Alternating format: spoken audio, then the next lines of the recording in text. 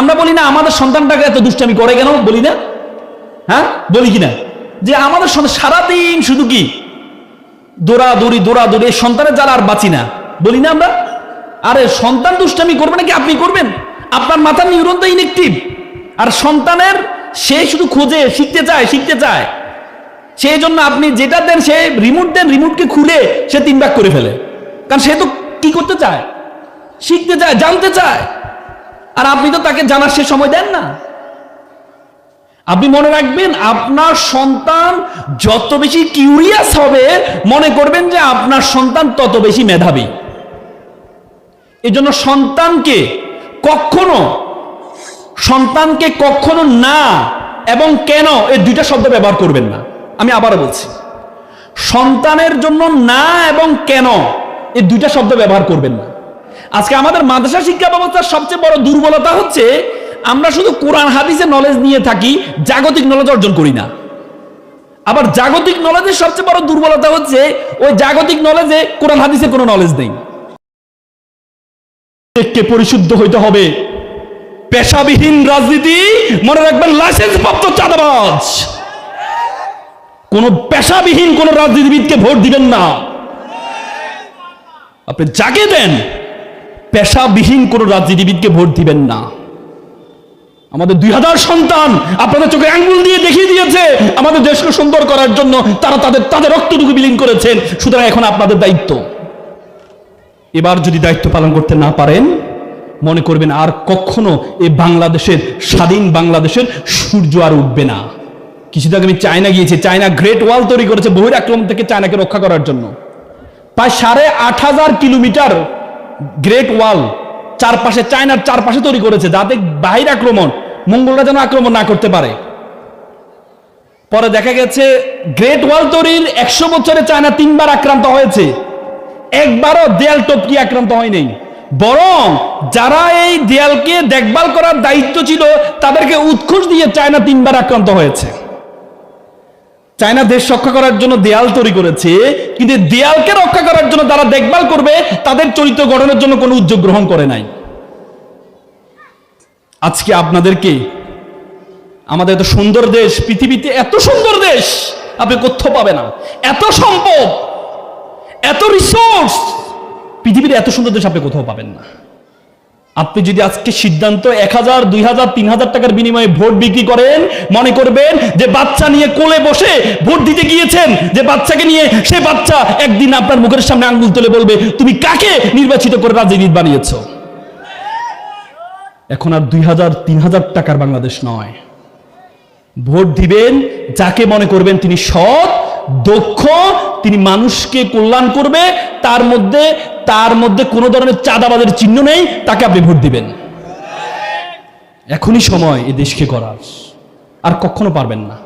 এই সন্তানদেরকে নিয়ে আজকে প্রোগ্রামে আসেন না, এই সন্তানের জন্য সুন্দর ভবিষ্যৎ দেওয়ার জন্য, এটার কোনো বিকল্প নাই। আমি বিদেশে অনেকগুলো দেশে গিয়েছি। আমি যখনই কোনো দেশে যাই, আমি প্রায় এ পর্যন্ত I have visited 29 state all of the world. আমি পৃথিবীর 29টা দেশে গিয়েছি। আমি যখনই কোনো একটা দেশে যাই, আমি প্রথমে শিক্ষা প্রতিষ্ঠানে যাই। সেই শিক্ষা প্রতিষ্ঠানে আমি দেখেছি ইন্দোনেশিয়া, বারাক ওবামা যে শিক্ষা প্রতিষ্ঠানে পড়েছে, যে স্কুলে পড়েছে ইন্দোনেশিয়া, জাকার্তায় আমার যাওয়ার সুযোগ হয়েছে। সেখানে তারা বলেছে তারা প্রতি সপ্তাহে উইকেন্ডের দিন তারা তাদের মা বাবার জন্য, সন্তানের মা বাবার জন্য ক্লাসের ব্যবস্থা করে। তা আমি বললাম এটা কেন? বলে যে একটা বাচ্চা 1, 2, 3-তে পড়ে, একটা বাচ্চা স্কুলে থাকে 3 থেকে 4 ঘন্টা, আর বাকি 18 থেকে 19 ঘন্টা থাকে কোথায়? মা বাবার কাছে। এই জন্য মা বাবা যেহেতু তার প্রথম শিক্ষক, এই জন্য মা বাবা কিভাবে সন্তানকে লালন পালন করবে, এই জন্য আমরা সপ্তাহে একদিন মা বাবাকে ট্রেন আপ করি আমরা। তার মানে চিন্তা দেখেন, তাদের পারসাইটনেস, দূরদর্শিতা। তার মানে আপনার যে সন্তানটা এখন আপনার সন্তান, এই সন্তানটা বেশিরভাগ সময় আপনার কাছে থাকে। বলা হয় the family is the first university of the child. পরিবার হচ্ছে একটা সন্তানের প্রথম বিশ্ববিদ্যালয়, প্রথম বিদ্যালয়। আর মা বাবা হচ্ছে প্রথম কি? শিক্ষক।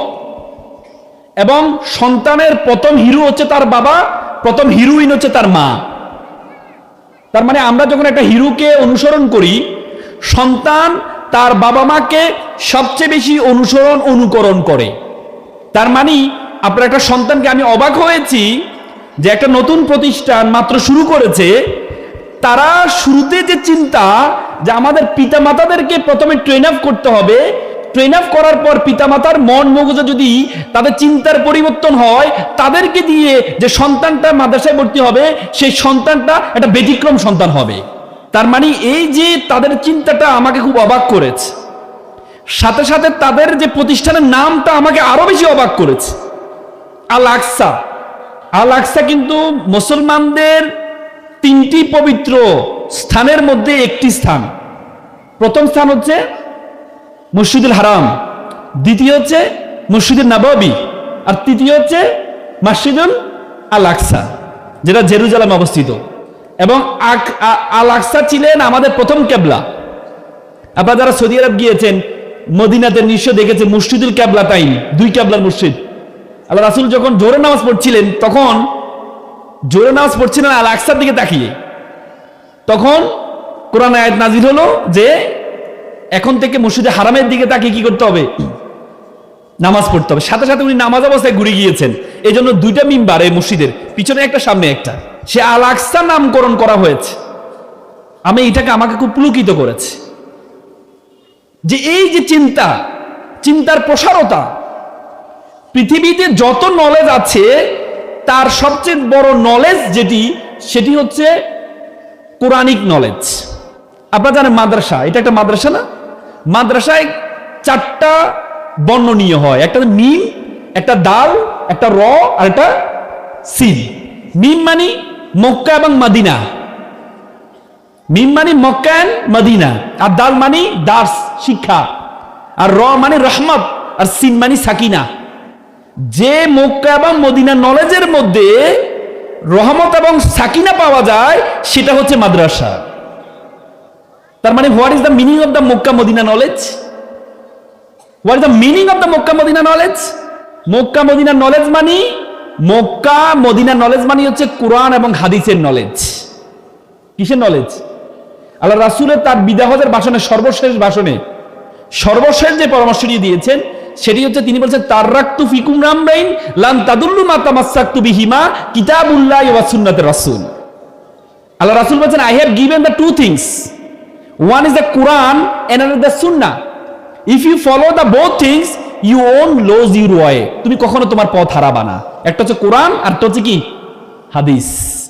তার মানে আপনারা যে আপনাদের সন্তানকে মক্কা এবং মদিনা কোরআন এবং হাদিসের নলেজ দেওয়ার জন্য মাদ্রাসায়, আমি মনে করি আজকে এখানে অনেক মিডিয়া আছেন, আমি প্রত্যেকটা জায়গায় বলার চেষ্টা করি, আপনার সন্তানকে সৃষ্টিকার বলেন তো, সৃষ্টিকার, এই জগৎকে সৃষ্টি করেছে কে? আল্লাহ। সৃষ্টি যার, আইন চলবে কার? যিনি সৃষ্টি করেছেন তিনি কি আমাদের থেকে বেশি জানেন নাকি তিনি একটু কম জানেন? তিনি বেশি জানেন। তিনি বেশি জানেন বলে ওনার সবচেয়ে প্রিয় ব্যক্তি কে জানেন? আল্লাহ তাআলার সবচেয়ে প্রিয় ব্যক্তি কে? ওনার বন্ধু হযরত মুহাম্মদ মুস্তাফা সাল্লাল্লাহু আলাইহি সাল্লাম। উনি ওনার নবীকে, ওনার বন্ধুকে প্রথম যে উপদেশটি দিয়েছেন সেটি কি জানেন? ইকরা, পড়ো। কি? ইকরা বিসমি রাব্বিকাল্লাযী খলাক, পড়ো তোমার প্রভুর নামে যিনি তোমাকে কি করেছেন? সৃষ্টি করেছেন। মানে পড়ো মানে কোরআনিক নলেজ অর্জন করার জন্য বলেছে। কিসের জন্য? কোরআনিক নলেজ অর্জন করার জন্য বলেছেন। তার মানে যিনি সৃষ্টি করেছেন, আপনি যদি ওই সৃষ্টিকর্তার যে আইন আছে, যে বুক আছে সেটি পড়েন, তাহলে আপনি সৃষ্টির জগতে আপনি আল্লাহ সম্বন্ধে জানতে পারবেন। আর দ্বিতীয়টি কি বলেছেন? খলাকাল ইনসানা মিন আলাক, তিনি তোমাকে জমাট বাঁধা রক্ত থেকে সৃষ্টি করেছেন। এখানে আলাক বলতে বোঝানো হয়েছে জীববিজ্ঞান শেখানো হয়েছে। তার মানে আল্লাহ তাআলা আমাদেরকে বলেছে প্রথমে কোরআনিক নলেজ, আর দ্বিতীয়তে কি নলেজ লাগবে? দুনিয়াবি নলেজ। আল্লাহ তাআলা যত জায়গায় আখিরাতের কথা বলেছেন তত জায়গায় দুনিয়ার কথা বলেছেন। রাব্বানা আতিনা ফিদ দুনিয়া হাসানাতাও ওয়া ফিল আখিরাতি হাসানাতাও। আজকে আমাদের মাদ্রাসা শিক্ষা ব্যবস্থার সবচেয়ে বড় দুর্বলতা হচ্ছে আমরা শুধু কোরআন হাদিসের নলেজ নিয়ে থাকি, জাগতিক নলেজ অর্জন করি না। আবার জাগতিক নলেজের সবচেয়ে বড় দুর্বলতা হচ্ছে ওই জাগতিক নলেজে কোরআন হাদিসের কোনো নলেজ নেই। তার মানে এটা ইমব্যালেন্স, ভারসাম্যহীন। কিন্তু আমি খুব অবাক হয়েছি আল আকসা ক্যাডেটের যে তাদের যে কারিকুলাম আমি দেখেছি, কারিকুলাম আমি দেখেছি সেখানে তারা 3 ল্যাঙ্গুয়েজ, 3টে ভাষার কথা এমফেসাইজ করেছেন। আমি তাদের ভিতরে যাওয়ার পর তাদের দেখলাম, কারিকুলাম দেখলাম, সেখানে লেখা আছে সেখানে 3টা ভাষার কথা বলে। আমি একজন ছাত্র, আম এ স্টুডেন্ট, সেখানে বলছে আনা তালিবুন, মাই নেম ইজ আলী। আমি দেখেছি কোটা নাম করে, আপনারা দেখবেন অফিসে গিয়ে, মাই নেম ইজ আলী, মানে আমার নাম আলী, তাহলে ইসমি আলী, আমার বাবার নাম অমুক, আবি, আমার বাবার, সুন্দর করে মেনশন করা আছে। সেখানে প্রত্যেকটা শব্দ বাংলা যেমন আছে ইংরেজিও তেমন আছে। আপনারা জানেন কিনা আল্লাহ রাসূল যখন জন্মগ্রহণ করেছিলেন, আল্লাহ রাসূলকে তার মা দুধ পান করেন নাই। কে পান করাইছে বলেন তো? কেন বলেন তো? তার মা কি ছিল না?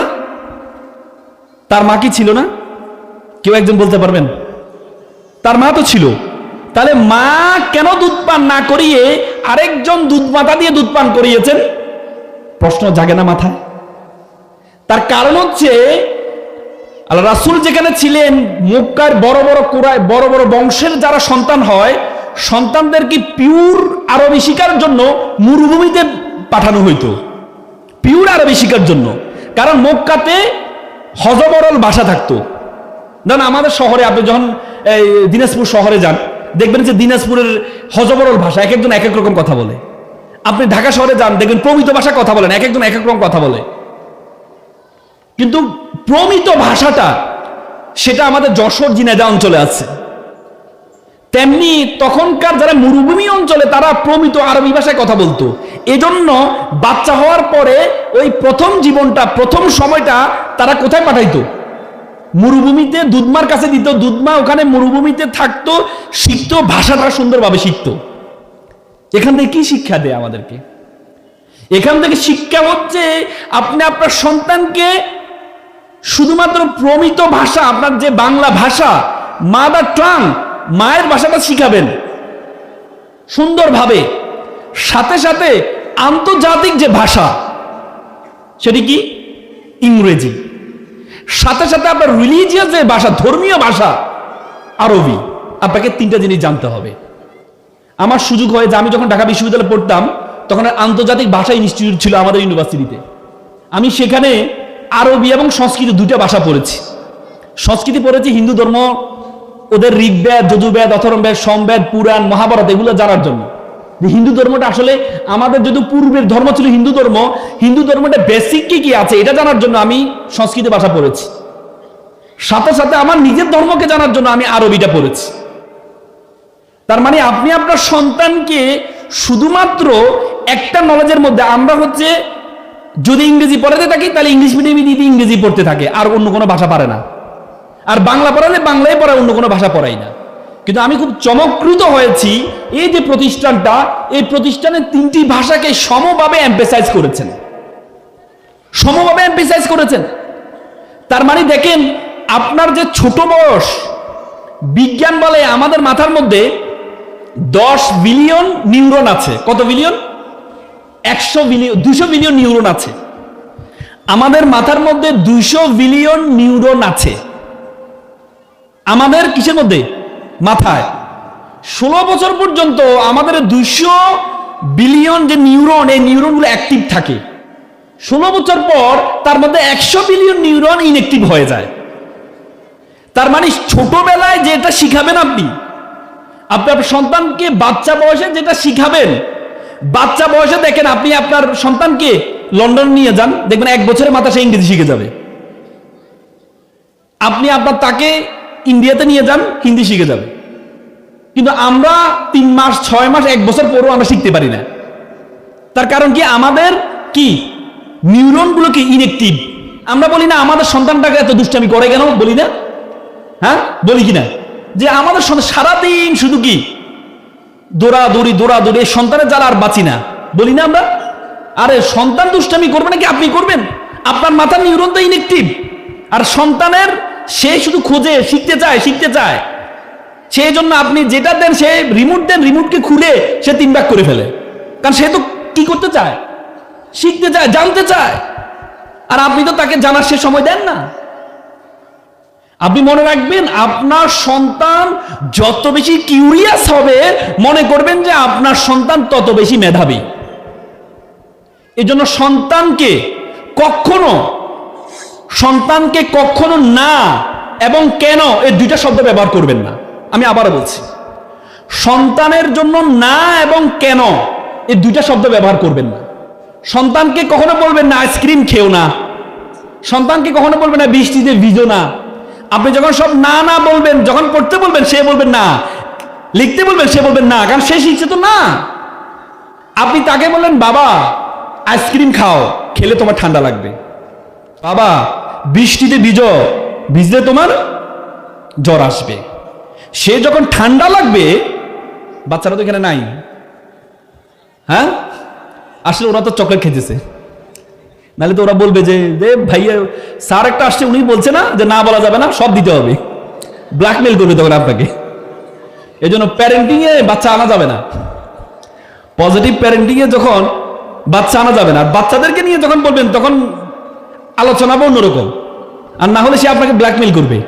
আমার মনে আছে আমি সাতক্ষীরায় গিয়েছিলাম, দেবহাটা ওদের এবার একটা প্রতিষ্ঠান প্যারেন্টিং, ছেলে মেয়ে ছিল, পরে আমার বলবো ভাই ওর গন্ডগোল তো লেগে গেছে। সন্তান শুধু ব্ল্যাকমেল করে, কথায় কথায় বলে আরে বলেছে না না বলা যাবে না। এজন্য সন্তানকে না বলবেন না। কেন বলবেন না? এই তুমি দেয়ালে আঁকছো কেন? এই তুমি অমুক গাছে নাকি আম পেরেছ, অনুমতি ছাড়া আম পেরেছ কেন? আপনি যখন প্রশ্ন করবেন, আপনার চোখ দেখে সে বুঝতে পারবে যে তাকে ডিফেন্স নিতে হবে। তখন বলবেন না না না আমি তো পারি না, রফিক পেরেছে। কেন? কারণ সে জানে সে যদি বলে আমি পেরেছি, তাহলে আপনার চোখ যেভাবে তাকিয়ে আছে আক্রমণ শুরু হয়ে যাবে। সেই জন্য আত্মপক্ষ সমর্থনের জন্য সে আমি সে মিথ্যার আশ্রয় নেয়। আপনি যদি বলেন যে বাবা অন্যের অনুমতি ছাড়া আম পারা ঠিক না, তখন সে কি বলবে? ঠিক আছে আম্মু আমি আর পারবো না। আপনি যদি বলেন বাবা তুমি কি আঁকবা, দেয়ালে আঁকো, তুমি কাগজে আঁকো, খাতায় আঁকো, তোমার এই খাতাটা আমি কি করব, তোমার স্কুলে ম্যাডামকে দেখাবো, খাতায় আঁকো, তখন সে বলবে হ্যাঁ ঠিক তো, দেয়ালে তো আঁকা যাবে না, আমাকে তো খাতায় আঁকতে হবে। তার মানে আপনি সন্তানকে না এবং কেন এই দুইটি শব্দ ব্যবহার থেকে বিরত থাকবেন। পারা যাবে? পারা যাবে? কয়টা শব্দ? কয়টা শব্দ? দুইটা, একটা হচ্ছে না আর একটা হচ্ছে কেন।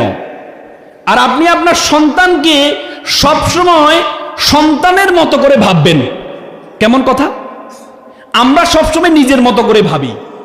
একবার একটা সন্তান কান্না করছিল প্রচুর, তো বাবা আসছে, বাবা এসে দেখে ছেলে কান্না করছে, বাবা কি করছে তার কান্না বন্ধ করার জন্য তাকে নিয়ে মেলায় নিয়ে যায়। তো মেলায় যাওয়ার পরে প্রচুর মানুষ ছেলেকে দেখার, বাবা দেখো নাগরদোলা, সে আরো কান্না করে, বাবা দেখো জিলাপি তোমাকে খেতে দিব, সে আরো কান্না করে। এরপরে দেখো যে বাবা এই দেখো বেলুন, সে আরো কান্না করে, বাবা এই বেলুনটা তোমাকে ছিঁড়ে দিব, সে আরো কান্না করে। বাবা তো কিরে ঘটনা কি, তারা আনলাম মেলায়, সে কান্না না করার জন্য এইদিকে আরো কান্না করে, ঘটনা কি? তো বাবা ভাবছে পায়ের মধ্যে মনে হয় ব্যথা টাথা, জুতার মনে হয় ব্যথা টাথা পাচ্ছে। বাবা কি করছে, তার জুতাটা খোলার জন্য নিচে যখন বসলো, উপরের দিকে যখন তাকাইলো, তখন দেখে যে সব মানুষের মাথা দেখা যায়। মানে এত মানুষ, সে যখন নিচে বসলো তখন উপরের দিকে তাকায়, দেখে যে এতক্ষণ পর্যন্ত আমি বলেছি বাবা নাগরদোলা, সে দেখছে মানুষের মাথা। এতক্ষণ বলছে আমি বলছি বাবা বেলুন তোমাকে ছিঁড়ে দিব, সে দেখে মানুষের মাথা ছিঁড়ে দিব। ওই বাবারে, এতক্ষণ পর্যন্ত আপনি বলছেন জিলাপি, সে বলছে এই মাথা, এটা কিভাবে জিলাপি হয়? তার মানে আপনি যখন নিচে বসলেন তখন আপনি বুঝতে পারছেন যে এতক্ষণ পর্যন্ত সন্তান যা দেখেছে, তার মানে আপনি কি ভেবেছেন? আপনি ভেবেছেন কি, ছেলেটাকে আমি এত ভালো ভালো অফার দিই, এই ছেলে কান্না করে কেন? তার মানে আপনাকে চিন্তা করতে হবে, you have to know the pulse of your child. সন্তানের পালস বুঝতে হবে। সন্তানকে সবসময় শিখাবেন কিসের মতো করে জানেন? পায়রার মতো করে। পায়রা চিনেন? পায়রা, পায়রা, পায়রা দেখবেন, পায়রা যখন খাওয়া দাওয়া করে শক্ত জিনিস নরম জিনিস সব খায়, খাওয়ার পর এটাকে নরম করে নিজের এখানে রেখে দেয়, এরপর সন্তানকে একটু একটু করে খাওয়ায়। তার মানে আপনি যত কিছুই পড়বেন আপনার কাছে সবকিছু সহজ মনে হবে, এই সহজটা সন্তানের জন্য সহজ না। কিন্তু এই জন্য সন্তানকে পায়রার মতো করে চিবিয়ে নরম করে সন্তানের ময় করে সন্তানকে খাওয়াইতে হবে। এখানে যারা বাবা মারা আছেন মনে রাখবেন, আপনার সন্তান আপনার থেকে দেখে শিখবে। মনে রাখবেন, এটা লিখে রাখেন কোট এন্ড আনকোট করে, আপনার সন্তান আপনার থেকে দেখে শিখবে। এই জন্য আমরা সন্তানদেরকে প্রচুর পরিমাণ সন্তানের পিছনে টাকা খরচ করি, কিন্তু সময় দিই না। সময় দিই আমরা? সময় দিই। সক্রেটিস বলেছেন যে আমরা টাকা উপার্জন করার জন্য আমরা টাকা উপার্জন করি, টাকা উপার্জন করার জন্য আমরা ইটকে দেয়াল বানাই, দেয়ালকে প্রাসাদ বানাই, যে সে প্রাসাদকে যার কাছে রেখে যাব তার জন্য কতটুকু সময় ব্যয় করি। মানে আমাদের সন্তানকে আমরা সময় দিতে চাই না, সন্তানদেরকে টাকা দিয়ে খুশি রাখতে চাই। মনে রাখবেন, আজকে থেকে একটা কথা মনে রাখবেন, আপনার যতটুকু সামর্থ্য আছে সন্তানের জন্য খরচ করার, তার অর্ধেক খরচ করবেন, আর যতটুকু সময় তার জন্য আপনি বরাদ্দ করেছেন তার ডাবল সময় সন্তানকে দিবেন। আমি আবার কোট এন্ড আনকোট করে করছি, আপনি আপনার সন্তানের জন্য যতটুকু সময় বরাদ্দ করেছেন তার ডাবল সময় দিবেন, আর সন্তানের জন্য যে টাকা খরচ করে আপনার প্ল্যান করেছেন তার অর্ধেক খরচ করবেন। কারণ সন্তানের যেহেতু আপনি প্রথম হিরো এবং হিরোইন, আপনি সন্তান আপনার থেকে দেখে শিখবে। এটাকে বলে লার্ন ইন বিহেভিয়ার্স। আপনার আচরণ থেকে আপনার সন্তান শিখবে। আপনি যদি সন্তানকে বলেন বাবা সিগারেট খেও না, একটু পরে বলে বাবা ধরো তো একটা সিগারেট নিয়ে আসো তো বাবার জন্য, তো সন্তান কি ভাবে? এখন খাওয়া যাবে না, বাবার মতো হলে খাওয়া যাবে নাকি? নাকি? মনে রাখবেন, সন্তানকে খুবই গুরুত্বপূর্ণ, সন্তানকে সময় দিবেন, সন্তান আপনার থেকে দেখে শিখবে, দেখে শিখবে, দেখে শিখবে। আমেরিকার একটা ইঞ্জিনিয়ার ছেলে ইঞ্জিনিয়ার হয়েছে, বড় ক্যারিয়ার, সুন্দর ক্যারিয়ার, তার বাবা মারা গিয়েছে। তো মারা যাওয়ার পরে মা খালাকে দিয়ে কল করলো যে বাবা তোমার বাবা মারা গেছে, তোমাকে আসতে হবে। তো সে পরের দিন ফোন করে তার খালাকে বলে যে খালা তুমি মাকে বলো আমি আসতে পারবো না, কারণ আমার একটা প্রমোশন আছে, আমি যদি আজকে চলে আসি আমার প্রমোশনটা আটকে যাবে। তখন মা আবার কল করলো যে বাবা এই জন্য তোকে মানুষ করেছি, নিজে না খেয়ে তোকে খাওয়াইছি, আর তুই তোর বাবা মারা গিয়েছে, তুই তোর বাবাকে শেষ দেখবি না, তোর ক্যারিয়ার তোর বড় হয়ে গেল। তখন সন্তান বলে যে মা একটু আবেগী কম হও, একটু আবেগী কম হও। আমি যখন ক্লাস 4 পড়ি তখন আমার দাদা মারা গিয়েছিল, আমি লাশের পাতে কান্না করছিলাম, তুমি আমাকে জোর করে স্কুলে নিয়ে গিয়েছিলে, তুমি আমাকে বলেছিলে যিনি মারা যাওয়া তিনি মারা যাবে, কিন্তু ক্যারিয়ারের সাথে কোনো কম্প্রোমাইজ করা যাবে না। তুমি আমাকে যেটা শিখিয়ে দিয়েছো সেটা আমার মাথার মধ্যে গেঁথে আছে, তো সুতরাং আমি ক্যারিয়ারের সাথে কোনো কম্প্রোমাইজ করব না। তার মানে কি দাঁড়ায়? সন্তান আপনার থেকে কি করে? দেখে শিখে। সন্তান যখন দেখে, আজকে আমাদের দেশে বৃদ্ধাশ্রম কেন বেড়ে যাচ্ছে? ওদিন আমি একটা বৃদ্ধাশ্রমে গিয়েছিলাম, ঢাকার মিরপুরে, বৃদ্ধাশ্রমে লেখা আছে দেয়ালে, একটা মা লিখেছে যে বাবা এবার ঈদে তোর বাড়িতে আমাকে একটু নিবি, বাবা এবার ঈদে তোর বাড়িতে আমাকে একটু নিবি। কত ভয়ঙ্কর একটি বাক্য ব্যবহার করেছে, কত ভয়ঙ্কর একটি বাক্য ব্যবহার করেছে। যে মা যে বাবা তার পুরো জীবনটা আমাদের জন্য দিয়ে দিয়েছে। বলে যে মেডিকেল সায়েন্স বলে একটা মানুষ সর্বোচ্চ ব্যথা সহ্য করতে পারে 45 ইউনিট, তার চেয়ে বেশি হলে সে হয়তো বেহোশ হয়ে যায়, নাহলে সে মারা যায়। আর একটা মা যখন সন্তান প্রসব করে তার ব্যথার ইউনিট 55। বলে যে 30টা হাড় একসাথে ভাঙলে যেমন ব্যথা পায় তার চেয়ে বেশি ব্যথা পায় মা। সে মাকে আমরা বৃদ্ধাশ্রমে রেখে আসি, সে মাকে আমরা বৃদ্ধাশ্রমে রেখে আসি। বাবা এমন একটা চরিত্র, বাবা এমন একটা চরিত্র, ভালোবাসা কখনো দেখায় না। আমি ঠিক 7 মাস আগে আমি আমার বাবাকে হারিয়েছি। আমি বুঝি বাবা কি জিনিস। বাবা হচ্ছে সূর্যের মতো, সূর্য যেমন আমাদেরকে গরম দেয়, সূর্য না থাকলে যেমন পৃথিবী অন্ধকার হয়ে যায়, বাবা তেমনি আমাকে তোমাকে গরম দেয়, বাবা না থাকলে তোমার জীবন অন্ধকার হয়ে যাবে। সে বাবা মাকে আমরা বৃদ্ধাশ্রমে রেখে আসছি। একটা বাবা শাপলা চত্বর দেখতে গেল, বাবা বুড়ো হয়ে যাবে। তোমরা জানো বুড়ো হলে মানুষ একটু শিশু সুলভ হয়ে যায়। বাচ্চাকে বলে বাচ্চা বিসিএস ক্যাডার হয়েছে, বাবা এটা কি? বলে যে শাপলা।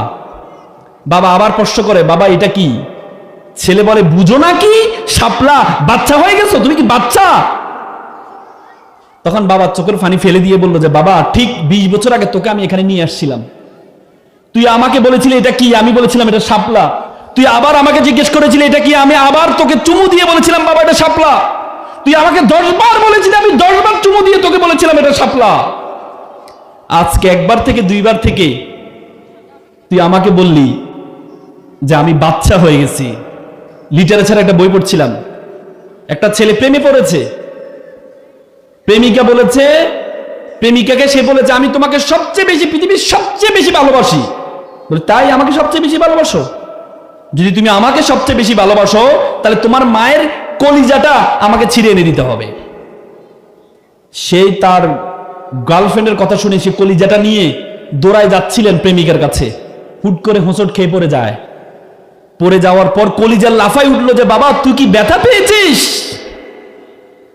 তুই কি ব্যথা পেয়েছিস বাবা? সেই বাবা মাকে আমরা বৃদ্ধাশ্রমে রেখে আসি, সেই মাকে আমরা বৃদ্ধাশ্রমে রেখে আসি। এটির মূল কারণ হচ্ছে সন্তান আপনার থেকে দেখে শিখে। সন্তান তখন দেখেছে পরিবার মানিকে, সন্তান দেখেছে পরিবার মানি আমার মা আমার বাবা পরিবার, দাদা দাদি পরিবারের অংশ নয়, মানে আমার মা বাবার বাবা পরিবারের অংশ নয়।